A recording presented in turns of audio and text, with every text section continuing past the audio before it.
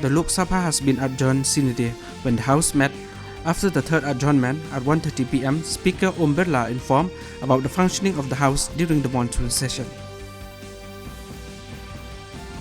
The Bharatiya Nayak Sanhita 2023, the Bharatiya Nagarik Suraksha Sanhita 2023, and the Bharatiya Shakshya Bill 2023 were today introduced in the Lok Sabha.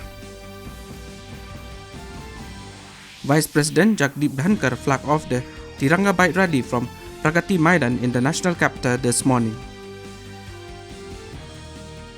Leaders of the Economic Community of West African States have ordered the activation and deployment of a regional standby force to restore constitutional order in the COP-hit Niger.